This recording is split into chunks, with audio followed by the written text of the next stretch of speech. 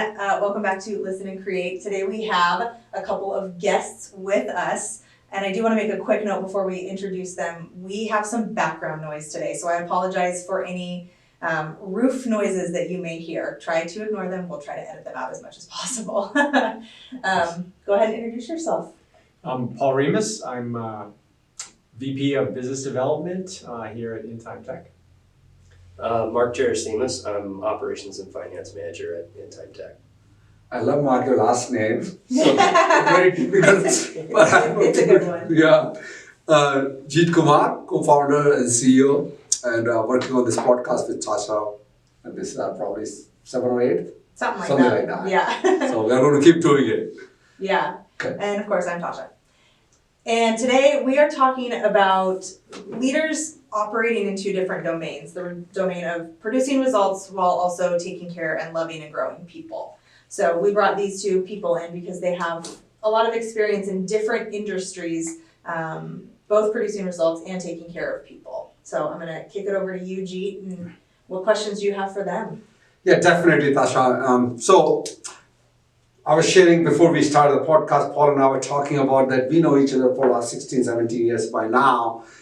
And I've always seen Paul is someone who takes care of people. That's from his heart. Not to praise you too much, Paul, but that's how I have seen you in different capacity, in different organizations, in different roles. And always you were someone who quite passionate about producing results. And Mark, you come from the Army background, and you were even talking about that a few minutes ago. So I want to see how that plays out, the work about producing results, because people's life is at stake. And also, you need to love people because no soldier needs to be left behind, or that's a commitment you guys make to each other. And so there are different domains which we are going to talk about. So Paul, share with the audience about who you are as a human being and what made you to who you are today, and your leadership experiences, you to you and also you to others. What you have seen throughout your life, the kind of leaders that you follow, the kind of leader you admire. So multiple part of my question. Who you are to you, who you are to others, and what you have seen in others when they show up as a leader or when they do not show up as a leader. Well, thank you. So who I am for me, I think is something that is always evolving. But I am someone who believes in himself as someone who gets things done, but also is interested in having fun and creating community and a loving environment with people around me. I think that my journey has been spending more time on the latter than on the former. I think earlier in my life and in my career, getting things done, results, were kind of the main objective. But I've always looked at how people work together most effectively, and the fact that leadership is about making the whole group work together. And I've always had a passion around those things. Growing up, my parents owned a pharmacy, and being the owner's son can be, what is your role? Are you entitled, or are you part of the team? And I've always felt, even in that role, that as a leader, in some ways, even there as a teenager, my job was to make sure that everyone felt like they were contributing and part of the team, not necessarily that I was different than they were simply because my parents owned the drugstore. And I always found that sense of making people feel that we were equals, that there was no differential there, made it much more effective when we worked together. That people looked at each other and looked at me as someone who was working on getting the job done as effectively as possible and taking care of each other. Yeah, so what you're saying, Paul, right from your childhood, in teenage years of your life, you have seen the importance of doing both. Without people, you could not produce results, but without results, life doesn't move forward. You have to take care of both. So that's how it has been for you. Yes. And I think the various experiences in my life have led me towards that. Like teaching skiing for a number of years was very much about being with people and enjoying the fact that I was able to share something I loved and help them enjoy that as well. And overcome, if you will, some fear about, how can I enjoy this dangerous sport and bringing to them that sense of safety and that people cared about them. Definitely, and I think you can see that's a great example, Paul, is that end of the day you need to take care of people to give them a comfort that don't worry, go a little more. And I'm here for you. That's love and compassion. And in the end, they better learn skiing. Right. Right? No matter how much love and affection you can show and they are not moving forward, you say, okay, I need to give them a nudge. So one side you created a possibility for them to produce results as a lessons to produce them as a skier. And another side, you need to give them a process through which you love them and give them a comfort to try it out a few things. Yeah, wonderful. And I think the only other thing I'd like to say is you asked a little bit about leaders that I've admired versus leaders that I've had a hard time with. And I think I've always looked at leaders who were interested in being there for their the people they were leading, to make them feel that same level of comfort, safety, and ability to excel, and not being about themselves. And I think in larger corporations and in other experiences I've had, you can get to places where the leader is all about trying to look good, trying to make themselves be, I'm the leader, and the positional authority is what they rely on. Whereas I've always looked at leaders who I can understand that what they're looking for is delivering results based on the team working together and succeeding as a team together, and that the leader is doing what they can, what he or she can do to make the team successful. And that's their number one objective. Finding out that blend of how do I take care of the people, deliver business results, and hopefully enjoy it while we're doing it. Yeah, wonderful. And we'll talk more about that. What happens when the pendulum moves towards, oh, I take care of my people and I'm all about people, and results suffer. Business results are not coming out. Or on the other side of the vector, where I'm just like, I don't care how you do, what you do, but you better produce. And if you need to work over the weekends, if your wife is not seeing you for a couple of weeks, I don't care. And those are the another side of the thing. So we'll talk about and we'll decipher that also, okay, Paulie. Mark, anything from you? Just some of the things echoing what Paul said that resonate with me. I grew up in a military family, and if you've ever met me, you realize that I kind of ooze Army if you've been around me for more than an hour or so. Look like, behave like, act like. Yeah, and I still remember my dad telling me at 15 or 16 that, the way that you go about accomplishing a task needs to be a balance between accomplishing the task with the minimum negative impacts to the people involved. And that carries through, because in the Army there's a saying, it's probably the most paramount saying when it comes to operations, which is mission first, soldiers always.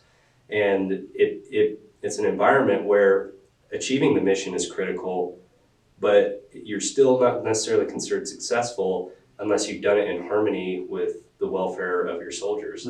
If you don't achieve the objective, you failed. If you achieve the objective, but you've done it in a manner that your people are spent and they can't turn around and achieve another objective, you failed.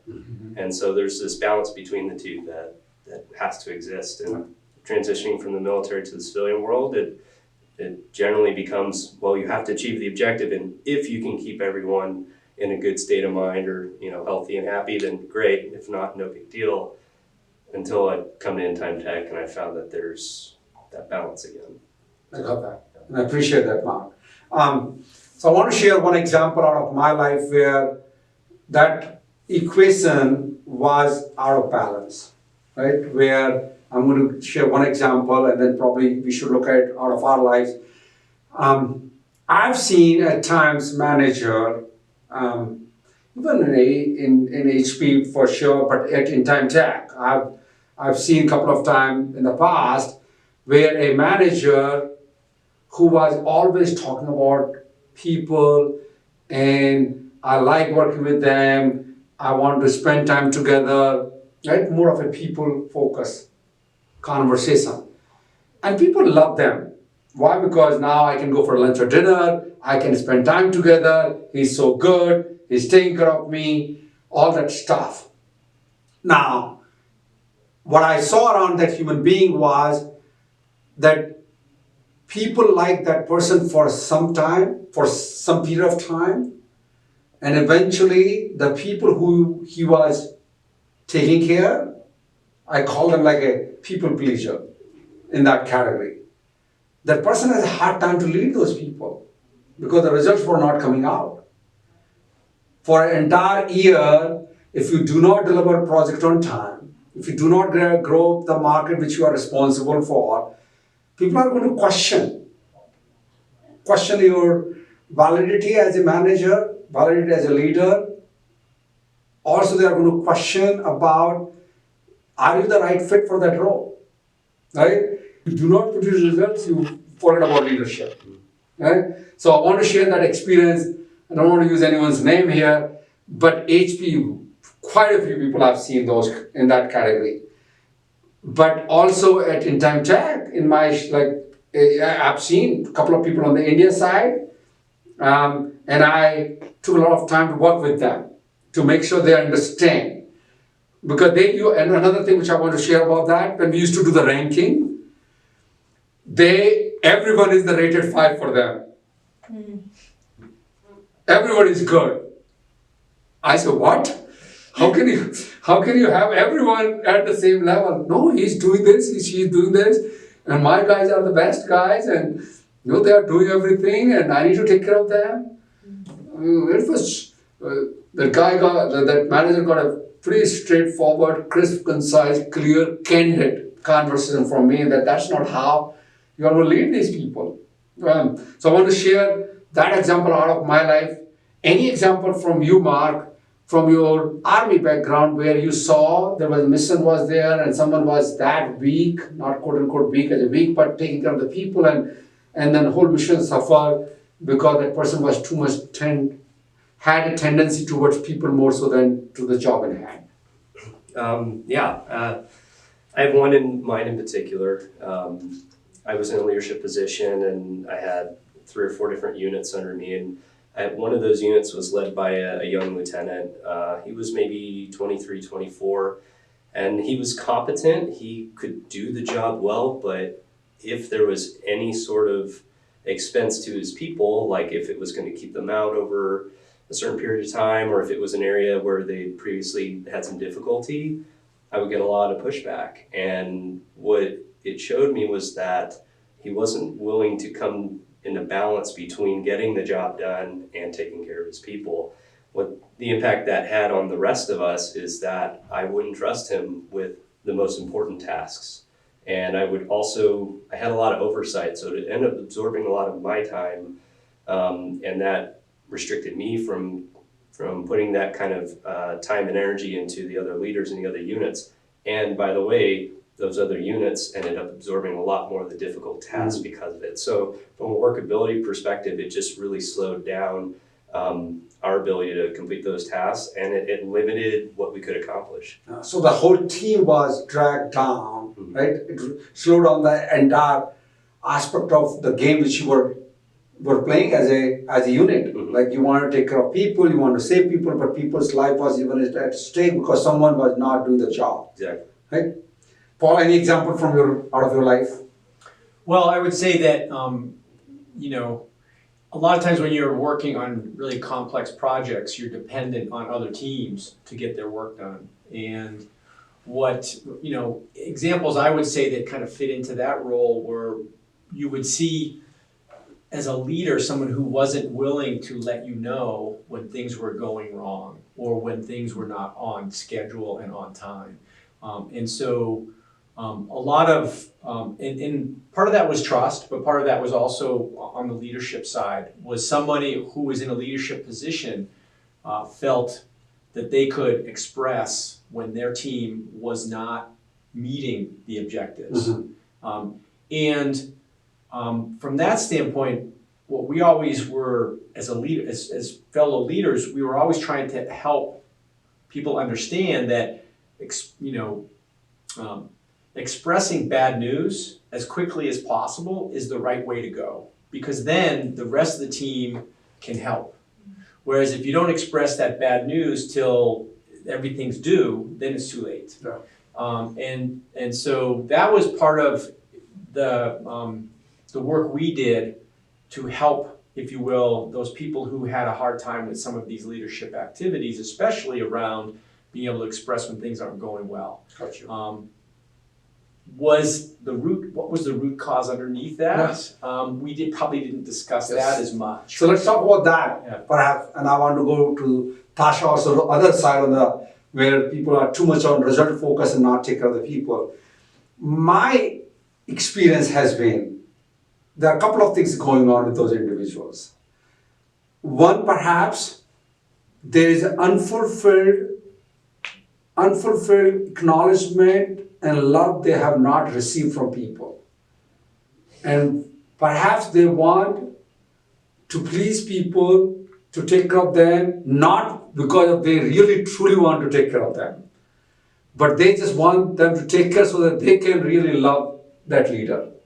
So there's a game going on, that if I want them to like me, then I need to be for someone who needs to take care of them.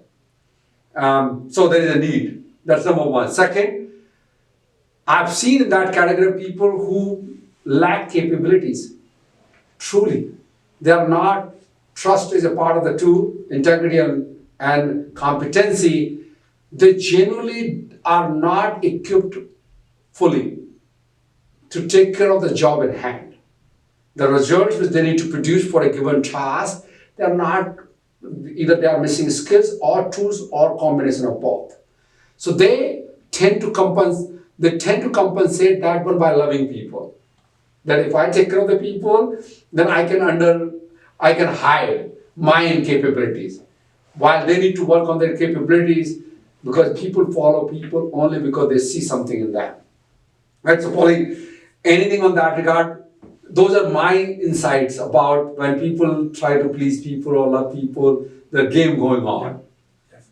I agree with that. It's generally more about the leader and what they are looking for, and in this particular case, they're looking for missing a validation. Validation, yeah, there's something is emptiness from inside a void. Yeah. Yeah, validation is a great word. Yeah. They're looking for validation from other people that they are good enough. Yeah. Totally got that. Yeah. Tasha, with regards to can we switch gear on the other side? Yeah, absolutely. Any example out of your life where you saw someone who was truly, like we call them a-holes, right, in our life, right? They are the one who are too much result focused at any cost. I don't care about people, and they are just crazy managers or leaders. I've been that leader. Yeah, good. I have, and it's something that I'm still working on. I'm sure that Annalisa, she's been working with me now. She's behind the camera. Especially on days when it's time to launch our topic and get all of these things live. I get it done right now, without even considering, how I'm showing up for people. I know that that's something that I'm on a journey of right now. And I've had managers and leaders like that before where, all that matters is the numbers, the revenue, how much are we getting out? So much so that then the people start to be micromanaged in a way that doesn't leave them any space to create their own future. And that then it discourages the team members. They don't want to do anything if they're like, okay, fine, if all I am is a number to you, what am I doing here? And they don't have any loyalty to the leader, they don't have any respect for the leader. They feel just like pawns in this game that the leader is playing. They're not even playing the game. They don't have any stake in it. Totally got that. Yeah. Paul, Mark, anything from any example out of your life where someone in the leadership position focus more on result at the expense of people? I agree with Tasha. So I think as a leader myself and as some of the leaders I've worked with that have been most effective, I think honestly that tends to be the default is people who are results oriented tend to go into that leadership position, and then that results oriented can overtake, if you will, their ability to love people and to look at. And so for me personally, I think that there's different styles of work. There's different styles of how people go through and understand how to solve a problem. Totally. And I've always had some difficulty with people who are more thinkers. They need to look at every aspect of things. And I've worked with a number of leaders that also felt like action was the number one thing. So, when you're 60% sure, then it's time to go. And there's a lot of people that need to be 90% sure before they're ready to go. And I think that for me has been something that I've been working on a lot, is to work with people whose style of activation is different from mine and seeking to understand before dismissing. And I think that's a key for me as I've gotten a lot more, to see my own thinking about, wow, am I about to dismiss this person because they're not ready to make that move? And sometimes that person, when you listen to them, well, not sometimes, many times, that person actually has some very valid reasons that they're not ready to jump. And the team as a whole will be much more successful if they can answer those questions or decide on those issues before the movement goes forward. Sometimes, hey, it's, we listen and we say, look, those are great questions, but we're gonna go forward anyway and get that person buy-in from that level. But so long, that's a big thing for me, is to listen and to say, okay, you're more of a thoughtful than action-oriented. Let's understand what that is. And that's something, I've been working on in myself, because years ago I would have just said, that person, they'll never make a decision, I'm gonna move forward, right? Totally, Yeah. absolutely. You actually made me think of something too. What I've noticed is the individual contributors who are very results oriented, who are very good at their job, they can get promoted into these leadership positions because they're so good at what they do, but that doesn't mean that they're ready to be a leader. I worked for a company where we processed money, and there were some people that were just so fast. They were so fast and so accurate and so good. And so they would get promoted into these leadership positions, but they were so tunnel visioned into the actual task and expected everybody else to perform at that level, then they weren't able to show up as good leaders. Right. Yeah, totally. I would just, that's a great, and my example in teaching skiing was I didn't learn how to ski till I was in my 20s. And so then when I taught skiing, I was able to relate to people who Totally, couldn't yeah. ski, whereas a lot of the ski instructors I worked with, they grew It up was skiing. like walking for them, yeah. And so they had a real hard time, if you will, relating to the people who were fearful and were scared. And I think that's exactly what you're saying, is the same thing happens in many jobs where just because you're good at it doesn't mean you can help other people also succeed. Right. Totally. Mark, your insight? Yeah, I found in my experience, and by that I mean my own personal experience in this as well, is that it's very easy to get good at your job, at the details of it. Producing invoices, for example, and tracking cost of goods, it's a process, and it's easy to follow if you really focus on it. The difficulty comes in when you're trying to do that and you're balancing that, well, someone in the department's been off for a couple days and what's going on there, and then also there's some tension between me and this other person, and all these other aspects of ensuring that you care about the people that you work with, I think it takes a lot more skill to do that. And it's very easy to, in some places at least, to overlook that, bypass it even, and focus on, well, I'm going to get all these things out on time, and if I have time, I can circle back and make sure that Mark's doing okay in those couple of days he's been off. And I found that it's the ease in which it is to trend that way is how you end up, like Tasha was talking about, a leader that gets promoted based on results but isn't necessarily ready to lead. Yeah, totally. And I've had that experience in my own life where there's certain tools and skills that I've needed to develop in connecting with people, ensuring they're taken care of as well. Yeah, let's talk about the insight, what make them that way as a leader, quote unquote. In my mind, they are They're crazy. not leaders. So one side we talk about, it's all about people, not about you, because you're looking for validation, you are incompetent, you are overcoming. In this category, my experience, my research about people are, it's all about them. And they are so fearful to let themselves down and let others down. They are the people who relate to the world called, if I do not produce results, then people will not like me. People will not respect me. People will not love me. And they go into, by hook or crook, by any means, I must produce results. At any cost, at any expense. And they forget at times that they are producing results for whom? People who they are leading and the organization they are being part of on the leadership position they got, but they made it entire thing about them rather than about the thing which they are leading to or leading about. Another thing which I see, there are also the people who do not have time. They are in a hurry. Oh, I can't take care of, but we just need to move. Like, That's me. so there is a say, if you want to go fast, go alone, and if you want to go far, go together. These are the people who want to go fast, because for them, life is zero-sum game, perhaps somewhere. It's called in order to. I don't have time, and I need more. I think there is a tendency for those people at times is that they are like a vessel, they are container with no bottom. More they put in, more they are empty. Because there's no end to it, how far you want to go. The moment you go to some place, you complete one task, now you are ready for the next one. And then next one. You drive people crazy around you all the time. That's why we call them the crazy manager. And no one is having a rest. And all the things which you are achieving and you are looking good.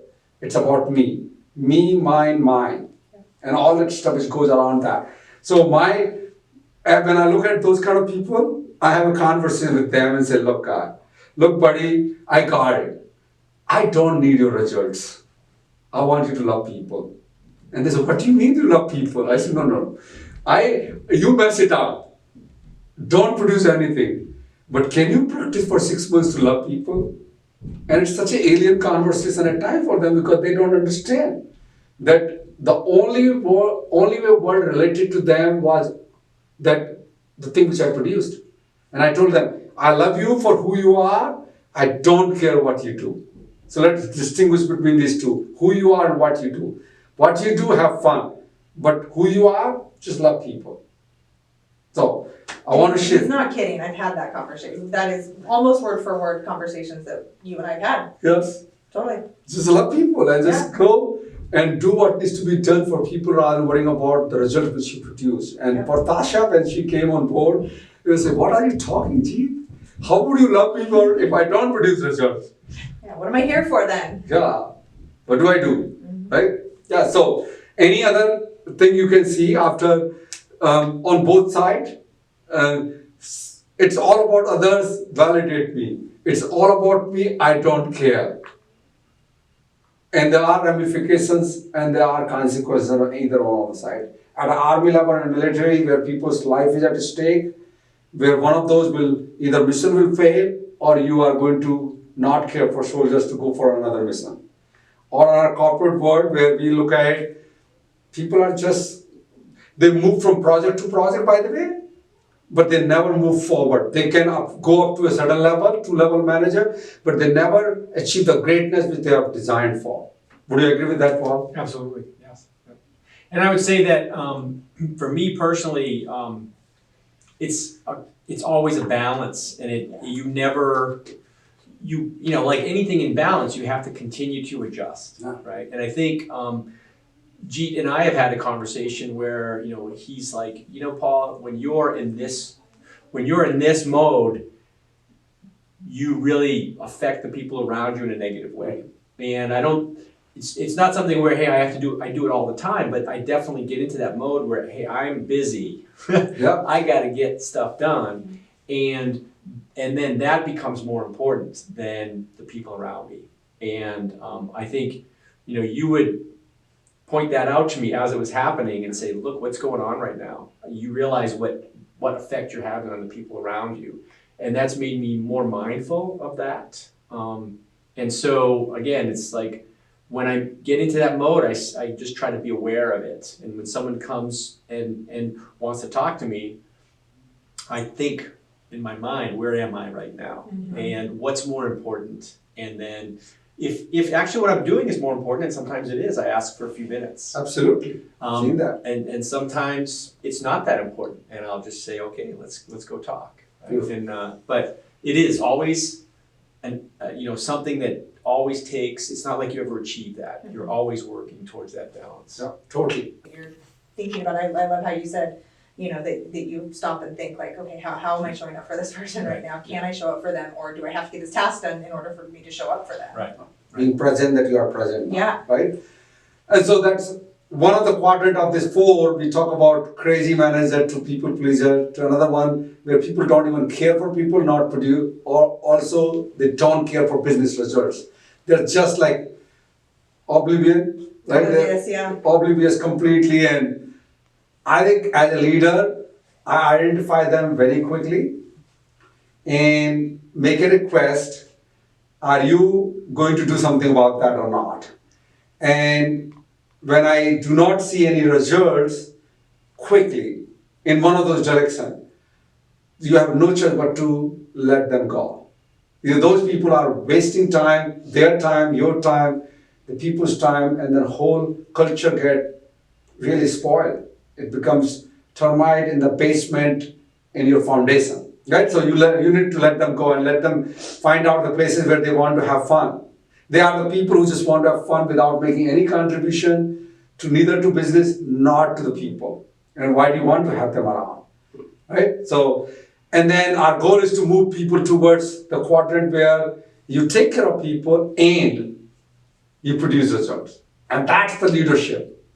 That's what we have been striving for. That's what we aspire for. I personally do aspire for, and I have my own share of learning and growth, and I do that all the time. And I'm sure Mark, you and Paul and Tasha, you can talk about, and you've been talking about that. But our goal as a part of this conversation is truly to share our experiences. And we are better.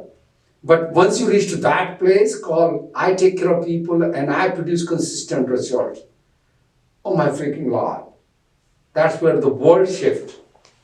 That's where the results got, that's where the people get better and results get produced. And I call it more of a committed to make a difference. And I've seen, Paul, I've been particularly working with you, your growth has been phenomenal in that. Like, you are someone who people will love to work with, no matter where you go. And I've seen the kind of results you produce.